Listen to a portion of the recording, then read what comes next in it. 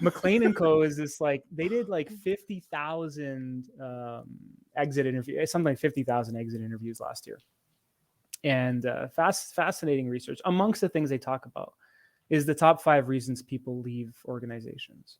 Compensation was number 4 of the top 5, not number 1, right? It wasn't just throw more money at the problem. It was number 4. The other 4 reasons had everything to do with I wasn't recognized for the skills that I had. I wasn't utilized to the best of my abilities. I didn't have enough opportunity to grow in my role, in my career, and I didn't feel like the workplace valued me as an individual. These are Yeah. all these are all people skills, competencies, sort of some DE and I. These are all those things, right? And Yeah. and we know that recruitment is, if not the most, one of the most expensive functions of the HR function, functions of a function. Um, and so we can get ahead of that, right? We can get ahead of that by just you know being better at assessing people's skills, utilizing them and growing them effectively. And honestly, it's not just and this is where I sort of wonder how much of learning and development. I'd love to hear if folks are watching and want to sort of share experiences in the comments, right? How much do they feel that oftentimes organizations use learning and development as a defensive strategy as opposed to a truly deeply strategic one, right? Yeah. Well, and what's interesting, because I was going to go to defensible learning Mm. next, but I actually want to start with this piece for skills like around belonging and strategy first, because I think the defensible piece is important. I don't want to downplay it because it is an important piece, but I think sometimes that can be initially where we go to instead of going, there's something bigger to it. And you hit on it before around this point that solving this skill piece and being able to help people.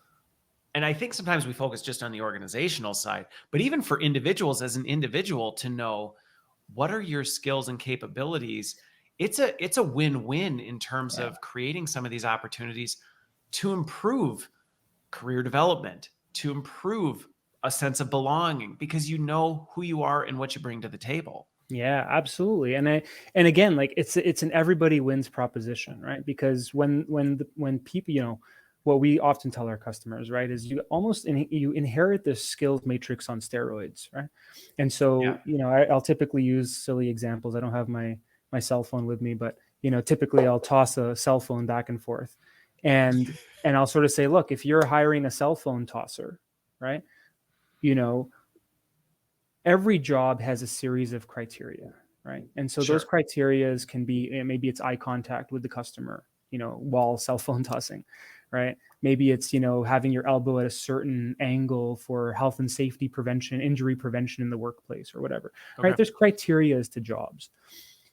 I mean, imagine as an organization, if you could understand all of the capabilities and levels of abilities of, elbow angles and cell phone tossing, so that when your business moves into the market of coffee mug tossing, right, you actually really understand who might be the right people to, and maybe who's a little bit underutilized right now, or like who should we put on, because typically what I've seen in corporations, both the ones I've been in and clients, right, it's often the same people who get asked over and over again, right? It's It is. often, right, and that's a whole bunch of untapped potential. Then right, then we get to that people piece, which is the individuals then have this opportunity to advocate for their own skills, and also feel that utilization, feel that respect, feel that inclusion, right? It's a big deal. It's a